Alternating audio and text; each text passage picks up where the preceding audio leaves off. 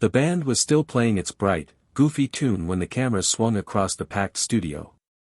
The house lights burned too hot, giving the air a faint electric smell of warmed plastic and stage dust. People leaned forward in their seats, all teeth and clapping palms, hungry for the comfort of late-night laughter. The giant screens above the stage flashed the title card, Kimmel Live. And the applause thundered on cue. Jimmy Kimmel walked out in a slim suit, grinning the grin of a man who knew every camera angle already loved him. He waved, soaked in the attention, then slipped behind his desk with practiced ease. The crowd was primed, buzzing, the energy bouncing between them like sparks in a jar. "Ladies and gentlemen," Kimmel said, tapping his note cards against the desk, "tonight we have a very special guest in the audience. A living meme." The audience laughed instantly, trained to react to the rhythm of his voice before the punchline even landed. "That's right, Chuck Norris. The legend of 1,000 internet jokes, the man who can divide by zero, the reason Waldo is hiding. Folks, give it up for the one and only." The camera operator snapped into motion. One feed cut away from Kimmel's smirk and dove into the audience. It took a second for people at home, and even in the studio, to realize what they were seeing. There he was. Chuck Norris. Not on stage, not announced as a guest, but sitting quietly in the audience. The reaction was uneven. Some screamed in delight, clapping harder. Others gasped and pointed as though spotting a ghost in the flesh. A few laughed, thinking it must be a bit, a stunt, some actor with the right beard and the right posture. But then the lens stayed fixed, long enough to remove doubt. It was him. Older, yes. Lines carved deep at the corners of his mouth and eyes. But unmistakably him. Chuck didn't wave. Didn't smile. He sat with his back straight, shoulders loose, his expression calm to the point of severity. He looked like a man attending a trial rather than a talk show. Kimmel pounced on the contrast. He gestured toward Chuck's section, eyes gleaming. "Folks, I mean, come on. It's like spotting a bald eagle in Costco. The legend himself. And look, still breathing, still blinking. Though if I'm honest, I thought Chuck Norris retired into the internet about 10 years ago. Now he's just screenshots." Laughter tore through the studio, hot and loud. But there was a catch in it, a subtle shift. Because the camera stayed locked on Chuck, and Chuck didn't laugh with them. His face didn't change. No polite nod, no forced smile. Just stillness. The laughter wobbled. It grew too loud in some pockets, too thin in others. A woman in the third row lowered her hands mid-applause. Someone coughed. Kimmel filled the silence with more jokes, leaning into his cards like a shield. "I mean, I grew up with Chuck Norris movies. He kicked more people than a faulty washing machine. But now, folks, now he's more famous for those corny jokes than the roundhouse kicks. If anything, he should be in the Meme Hall of Fame, right next to the distracted boyfriend." The audience dutifully laughed again, but not everyone. The sound felt jagged now, less like a single organism and more like factions. On the big screen above the stage, the close-up of Chuck's face filled the frame, those pale blue eyes steady, the lips set in a neutral line. Not hostile. Not amused. Just, watching. And it was in that pause, that half-second of tension between laughter and silence, that the energy in the room shifted. People suddenly remembered that Chuck Norris was real. Not just a meme, not just a face pasted onto jokes, but flesh and blood sitting among them. A man who had lived more than the punchlines. Kimmel tried to push through, upping the tempo, his voice brighter, almost manic. "Hey, we love you, Chuck. Don't get me wrong. You're a legend, like a VHS tape, or a payphone. You had your time, and now you live on, in reruns and, internet one-liners." The audience laughed again, but this time nervously. Heads turned. People whispered to each other in the rows. The cameras caught it all, the mixture of smiles and unease, of clapping hands and tightened jaws. Chuck remained absolutely still. The weight of his silence grew heavier with every second. It wasn't defiance. It wasn't insult. It was simply the kind of quiet that draws everything else into its orbit. Kimmel smirked again, tapping his pencil against the desk to keep the rhythm moving, but a bead of sweat glistened at his hairline under the stage lights. The monologue had hit a snag. The audience could feel it, and their laughter was already curdling into something else: curiosity, unease, the beginnings of tension. Then came the pause. Kimmel read the next line from his cards, looked back up, and let the joke land. "You know, I bet Chuck's fists are retired now too. Probably only used for signing autographs." The crowd roared at the line, clapping, stomping. But even in that roar, even in the practiced, automatic laughter, there was a thread of nervousness. Because Chuck Norris was still there, and now the camera showed his reaction in high definition. His face didn't move. His eyes didn't blink. Just that calm, cold stillness. And the laughter, stretched out too long, began to fray. Where are you watching from? Let me know in the comments below, and don't forget to subscribe to this channel. The laugh rolled uneven, but Jimmy pressed on. He tapped his cards against the desk, eyes finding the camera light. The band gave him a quick chord to cover the pause. Then he leaned forward, grin sharp, voice pitched higher. "Chuck," he said, straight into the lens, "is it true your fists only work for autographs now?" The audience burst, the kind of roar that late night thrives on: claps, whistles, people slapping knees. But inside the noise, something didn't click. A woman in the third row froze mid-applause. Two men high-fived, then glanced uneasily at the screen overhead, where Chuck's face filled the frame. Chuck didn't laugh. He didn't move. One eyebrow rose, barely. His eyes stayed locked on Jimmy, steady and cold as water. Jimmy filled the space with another jab. "Hey, Sharpies can be dangerous," he chuckled. This time the laugh sputtered, trailing off into coughs and shuffling. The band let their chord die. The air felt wrong, too thin, like the room had lost pressure. "Come on, we love you," Jimmy said, palms spread, smile stretched. "We're just kidding. You're a legend here." His voice worked too hard at lightness. The stage lights showed a line of sweat near his hairline. Still no answer from Chuck. He sat unmoving, a fixed point the cameras couldn't look away from. The silence pressed in. A boy in the second row lowered his phone without realizing. A mother touched her son's arm and whispered, "Wait." Jimmy tried again. "If Chuck kicks the teleprompter, we'll just do interpretive dance."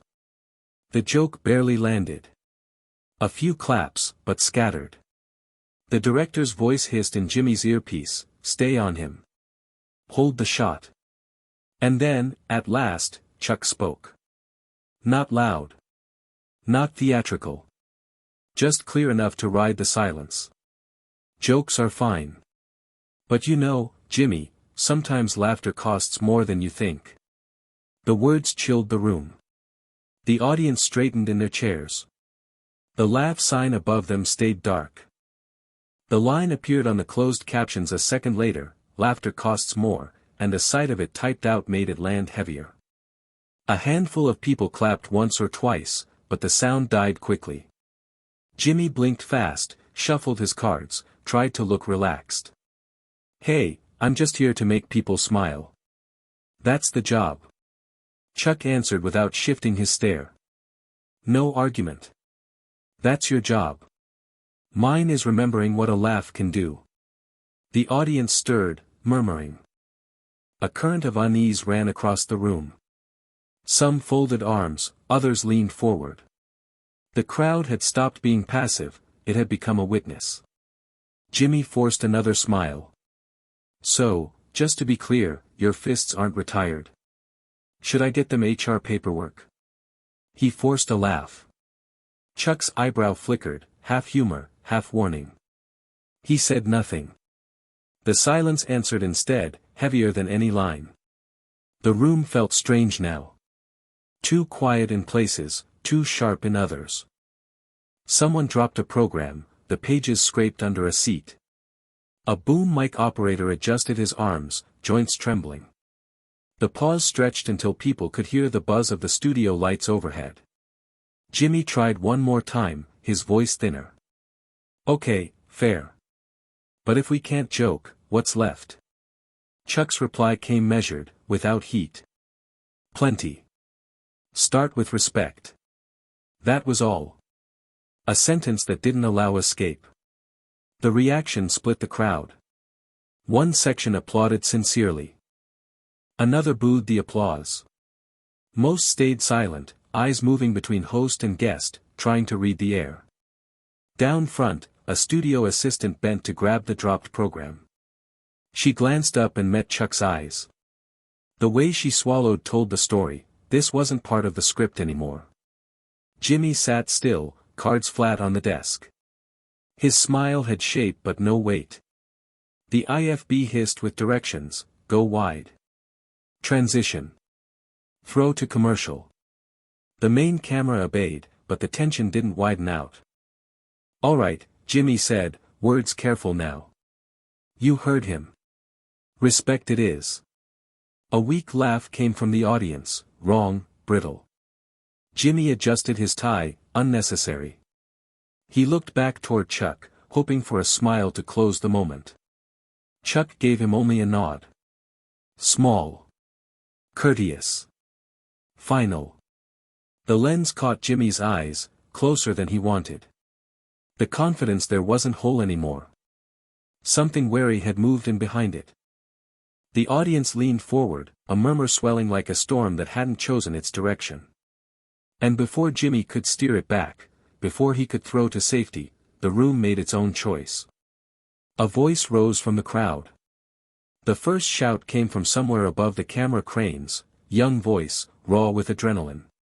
Show him, Chuck. It pierced the studio's varnish like a nail through drywall. Heads turned toward the sound, then snapped back to the stage. The reaction detonated in layers, a gasp here, laughter there, then a low, rolling cheer that didn't know what it wanted to be. Jimmy flinched so slightly only the wide monitors caught it. He masked with a grin, lifted a hand as if conducting, and tried to turn the outburst into a bit. Careful up there, he said, wagging a finger toward the rafters. There's a union for that. The joke skidded instead of landing. The band leader lifted his eyebrows at the keyboardist, play. And got the smallest headshake. No one wanted to put music over a moment that felt like a wire tightening. The camera cut to the audience. Faces told their own story, a woman with red lipstick biting it, a man in a suit leaning forward, tie askew, two college kids making the unspoken pact to stop filming and just watch. A security guard near the aisle shifted his stance and then, realizing he'd done it on camera, smoothed his jacket like that had been the point all along. Chuck didn't move. He sat with his hands folded, posture easy, eyes fixed on the desk. The lights washed him pale but couldn't thin him. He looked less like a guest and more like a verdict waiting to be read. Jimmy tried to laugh the room back to him. Guys, this is a talk show, not Thunderdome. He smiled toward Chuck's section, and his voice drifted up half a note. Unless, the legend wants to give us a demonstration. The crowd answered before Chuck did. The cheer came fast, almost relieved to be told what to want. It had a rough edge, the kind that makes people stand with their hands on the backs of seats, ready to move. The laugh sign stayed dark, none of this was the planned kind of noise. Chuck's eyes flicked once to the ceiling, to the bright red tally light over camera 2, the signal that this wasn't a rehearsal. His gaze returned to Jimmy. Calm. Unmoved. He looked like someone choosing patience on purpose. Jimmy's smile thinned. He leaned forward on his elbows, cards abandoned. The cadence left his voice, the man behind the monologue stepped forward a fraction. You hear that? He said to Chuck, head tilted, tone halfway between challenge and plea. They want a moment. No reply. A second voice, older, hoarser, rose from the back rows, respect him, Jimmy. The audience split around the sentence. Applause cut across booze like windshield wipers over rain, clearing nothing. A dozen people stood because other people were standing. The air smelled faintly of hot wiring and perfume, sweet and electrical. Jimmy reached for control and found only volume. "Folks, it's TV. We do jokes. We do fun." He gestured between himself and Chuck. We're not doing whatever this is." He looked to the director's glass box, a hand inside drew a circle, "Wrap it up." The IFB hissed, "Throw to break." He didn't. Instead, he turned fully toward the audience section and lifted his chin like a boxer presenting his jaw. "Okay then. Surprise us, legend." The word had edges now. He put it down like a dare. "Show us you've still got more than a meme." The cheer hit the ceiling and came back harder. People clapped because the moment needed a sound. The woman with the red lipstick said, too loud for herself, "Don't." No one heard her but the guy next to her, who pretended he hadn't. On the big screen, the close-up found Chuck's face. The detail was unforgiving, the crease beside the mouth that deepened when he was disappointed, not angry, the small notch on the nose bridge, the pale ring around the iris that made his stare look colder on camera than in real life.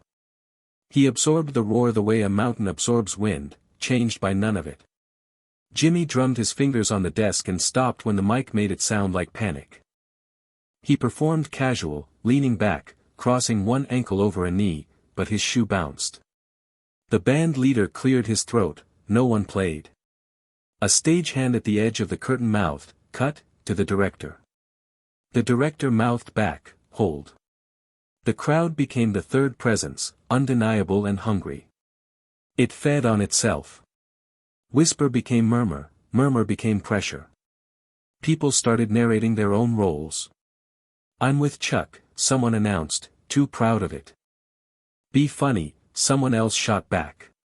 A kid no older than 12 stood on his seat for a better line of sight until an usher pointed and he sat, flushed but unrepentant.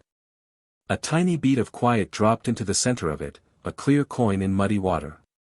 Chuck glanced at the boy, then at Jimmy, and finally at the floor mark where a guest usually stands to deliver a bit, taped X, scuffed from shoes. He noticed everything and gave nothing away. Jimmy felt the quiet like a cold finger at the base of the skull. He reached for one more line, something soft to melt the hardness he'd helped create. "Look, Chuck, nobody's trying to disrespect you. We're celebrating you. That's what this is."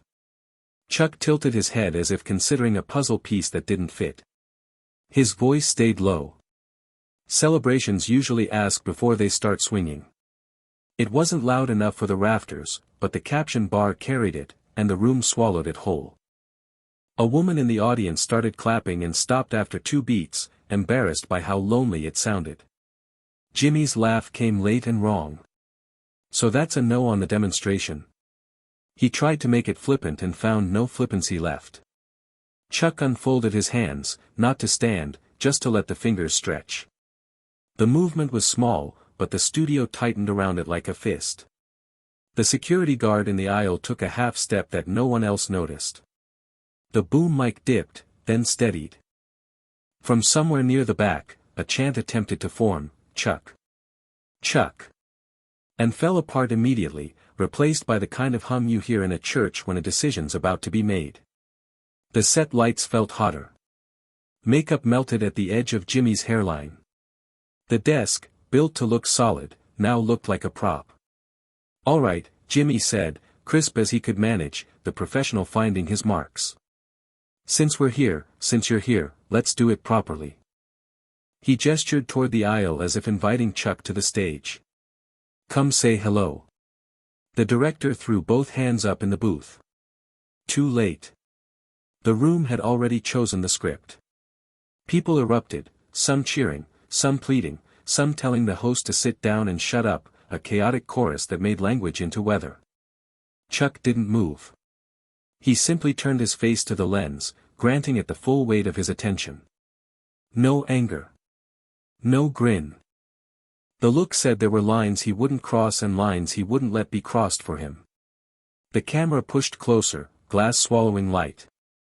On the monitor, his eyes were steady enough to read like text. Not a flicker of doubt there. None. Just that troublesome calm, the kind that makes other people show who they really are. Jimmy adjusted his tie and realized he'd done it 3 times. The band leader wiped his palms on his pants. The floor manager raised a hand to cue commercial, 3, 2, then kept the fist closed on 1, waiting for permission that didn't come.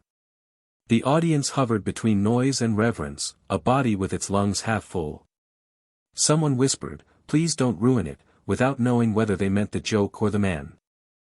And as the red tally light held steady and the room leaned toward the next thing, Chuck's fingers settled lightly on the armrests, his feet planted square, the stillness deepening into a choice that hadn't yet revealed its shape. The clock in the control room ticked louder than the band. 1 more second of live. What he did with it would bend everything that followed. He rose slowly, the scrape of his chair legs against the studio floor cutting through applause like a blade. The sound wasn't loud, but it carried, and the audience felt it before they realized what was happening. Chuck Norris was no longer a guest in the crowd. He was standing, and the cameras locked onto him as if they'd been waiting for it. He didn't wave, didn't smile. He adjusted his jacket with one palm and stepped into the aisle. People moved aside without thinking, purses lifted from seats, knees drawn in tight. A teenage boy froze mid-recording, phone shaking in his hand. Jimmy laughed too loudly. "Okay, all right. This is happening," he said, drumming his cue cards on the desk. His voice had the practiced brightness of a man who wanted control back.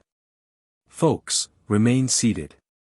No standing ovations until we earn them." The joke fell flat. A chant started in the section Chuck left, "Chuck. Chuck." It spread fast, sloppy at first, then stronger. The laugh sign above the audience blinked, useless. The crowd had found its own rhythm. Security moved a step into the aisle, then stopped when Chuck's eyes met theirs. The air grew heavy with heat and perfume, with the metallic smell of camera rails. He reached the stairs. Studio lights hit his face, bleaching him pale on the giant screen overhead. Every line showed. Calm, steady, not asking for permission. He put a hand on the railing and began to climb. Jimmy scrambled for cover in noise. "You know, our insurance doesn't cover legends breaking my desk," he shouted, grinning wide. A few people laughed, brittle and weak. Sweat shone at his temple. Chuck kept climbing. The band held their instruments but didn't play. The harness of the camera operator creaked as he backed away to keep the frame. When Chuck stepped onto the stage, the cheer thundered. It was no longer the sound of late-night fun, it was allegiance. The split screen on the monitors showed everything: Jimmy, cards bent in his fist, smiling too hard, Chuck, walking with quiet certainty, not performing for anyone. "Come on up," Jimmy said, pencil trembling in his hand. "Let's make some television." Chuck didn't take the guest mark. He walked to the desk instead, stopping close enough to share the frame. Jimmy forced another laugh.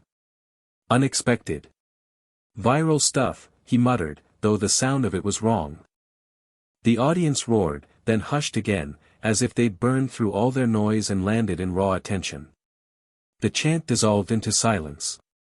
Now it was just the sight of 2 men side by side, one jittery, one immovable. Jimmy tried formality.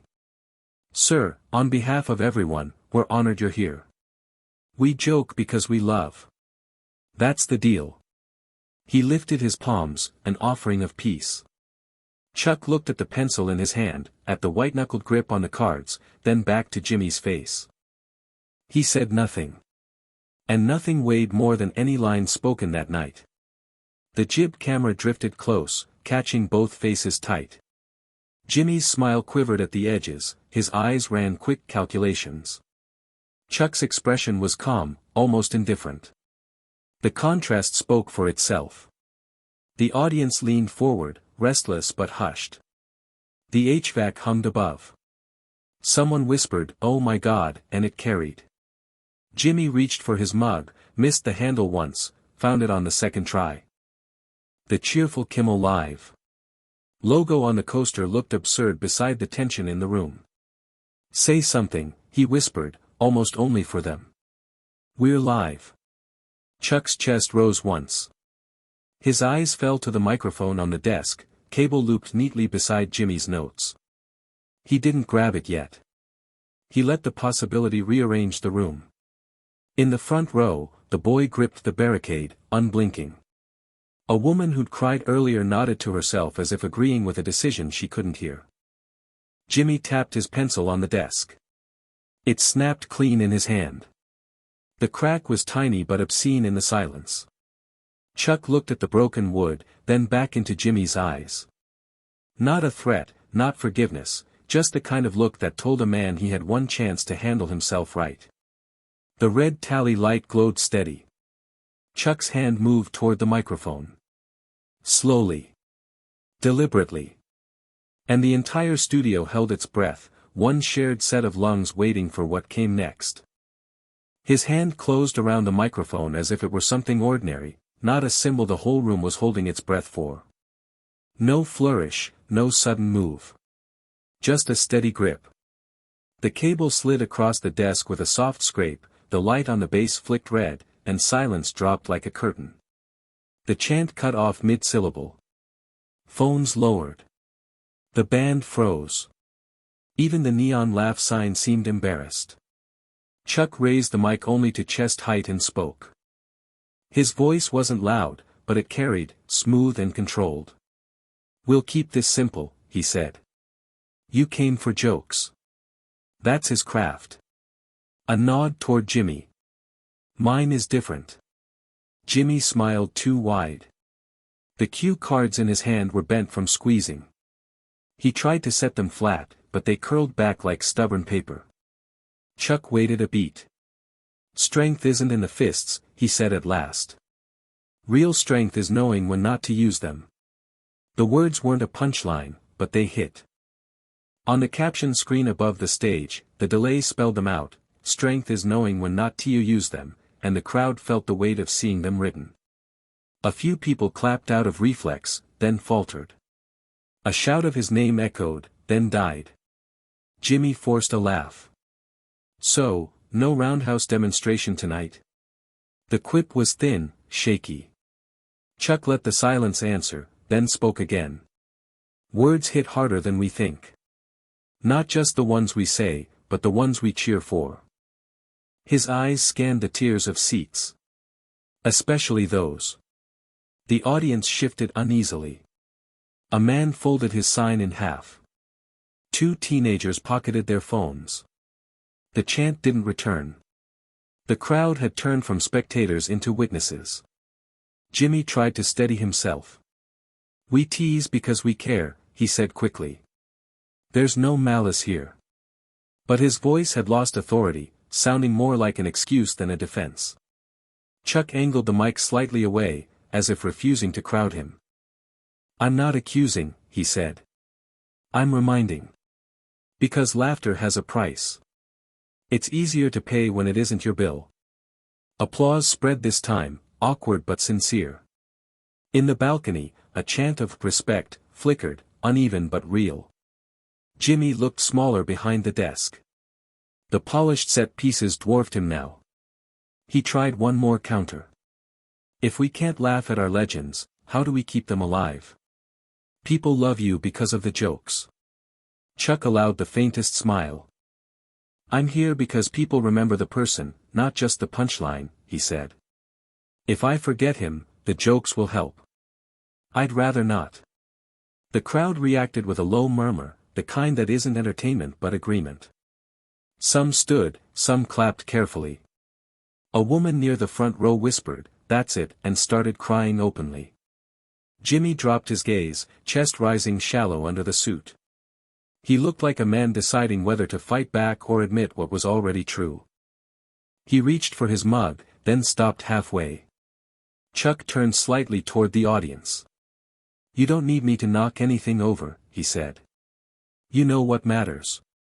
You choose. That invitation transformed the atmosphere. People weren't waiting for a stunt anymore, they were deciding what side of the moment they wanted to stand on. The clapping swelled, uneven but alive, building into something heavier than noise. Jimmy's voice came small. "You're saying this to them, and to me." Chuck nodded once, simple. "If it fits." Jimmy sat back finally, no longer forcing posture. He looked at the crowd like he was seeing faces instead of numbers. His hand drifted forward, almost reaching for the mic. Chuck offered it, holding it out gently. Jimmy hesitated. His fingers hovered, then curled back. He swallowed, eyes wet. "I grew up watching you," he said suddenly, plain and unguarded. "Sometimes I forget there's a person at the other end of a joke. That's on me." The crowd didn't cheer.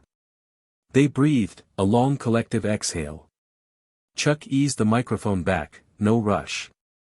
He looked out at the audience. "We can be funny," he said. "We can be decent. Those aren't opposites." That line broke the tension. Laughter returned, not mocking, but relieved. The band dropped a soft chord under it, careful not to intrude. Jimmy half smiled, real this time, though still embarrassed. "Well," he said, "that ruins my rewrite for tomorrow's monologue." The crowd laughed with him, lighter now, but it was clear whose moment this had become. Chuck lowered the mic, and the studio waited, knowing there was still one more move left. He lowered the mic just enough to free his right hand. The gesture was simple, but the meaning was clear when he turned to the desk and extended it toward Jimmy. An open hand. No show, no threat. Just steady. Jimmy froze. His cheeks flushed. The cards on the desk slipped under his palm. He looked at the red tally light, then at the crowd, then back at the hand waiting for him. He stood. The scrape of the chair was harsh in the silence. He stepped around the desk, awkward in his own studio, and stopped inches from Chuck. His hand went out. Their palms met. No contest of strength, no squeezing. Just a handshake. The studio erupted. People were on their feet instantly, some laughing, others crying without shame.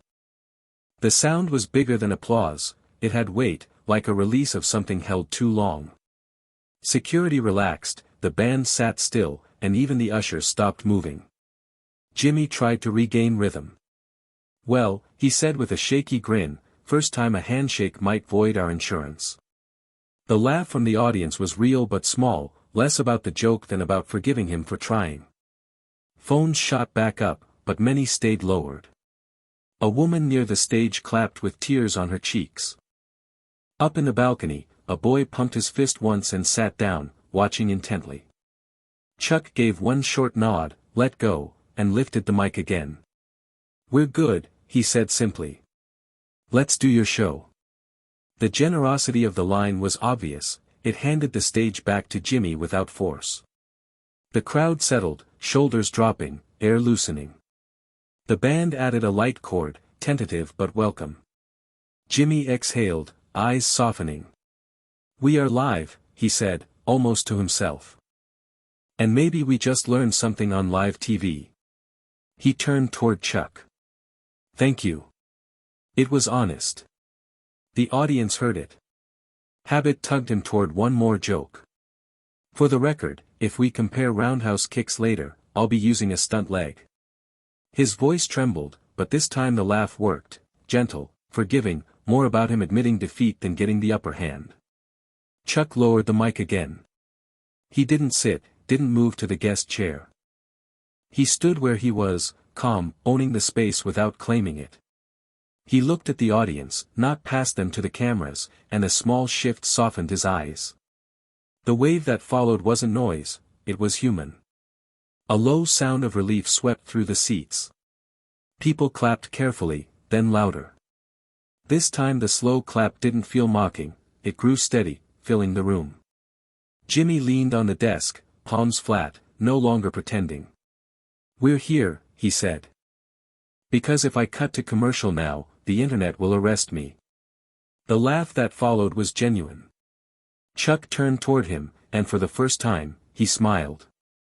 Barely, just enough. A corner of the mouth lifted, private but visible. The cameras caught it without magnifying it into spectacle. He brought the mic close once more. Sometimes, he said, the loudest hit is silence. The words landed without drama. They didn't need it. They explained the whole night. He placed the microphone gently on the desk. The small plastic tap sounded final.